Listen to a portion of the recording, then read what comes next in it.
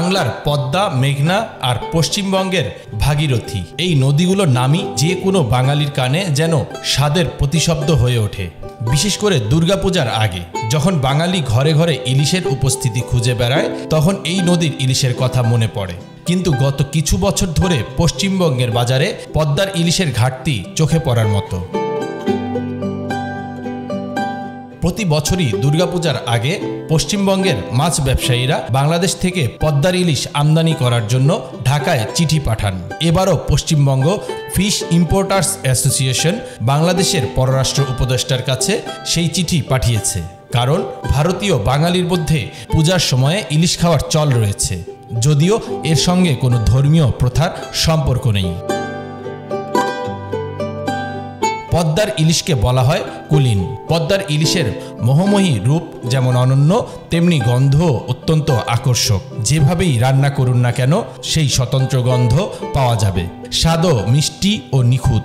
মেঘনার ইলিশও প্রায় একই ধরনের গুণে সুপরিচিত। কিন্তু বাজারের বাস্তবতা অনেকটাই ভিন্ন। ভারতের গুজরাট থেকে আসা ইলিশ এখন পশ্চিমবঙ্গের বাজারে প্রাধান্য পেয়েছে।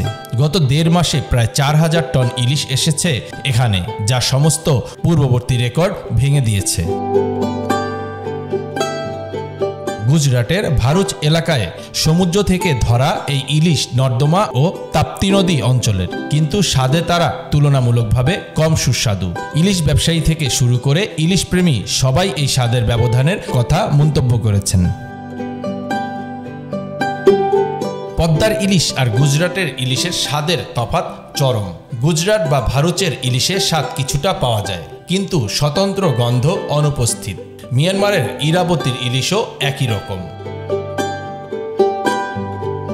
পদ্মা মেঘনার ইলিশের অভাব এবং পশ্চিমবঙ্গ বা উড়িষ্যার ইলিশ সরবরাহের সীমিততার কারণে গুজরাটের ইলিশই এখন অনেকের পাতে পড়ছে। তবে স্থানীয় নদীতে এখনও কিছু ইলিশ পাওয়া যায়।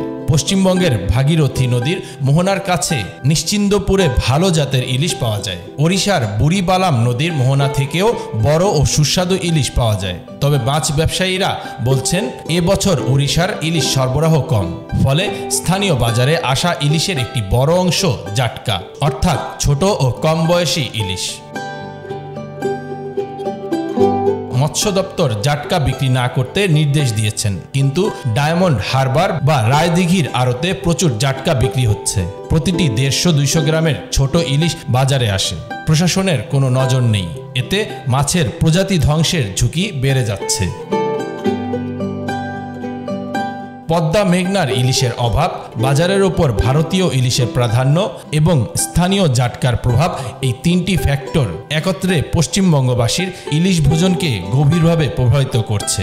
স্বাদের দিক থেকে দারুণ হলেও বাজারের বাস্তবতা এখন এক অন্য রূপের ইলিশ নিয়ে। এই পরিস্থিতি শুধু স্বাদের ক্ষতি করছে না, বরং ইলিশ প্রজাতির টেকসইতা ও মাছ চাষের ভবিষ্যৎকেও প্রভাবিত করছে। বাংলাদেশ থেকে আনা পদ্মার ইলিশ এখনো বাঙালির স্বপ্ন, কিন্তু গুজরাটের ইলিশের বিস্তার ও স্থানীয় জাটকার বিক্রির কারণে তা সহজলভ্য নয়। Bangla affairs news desk.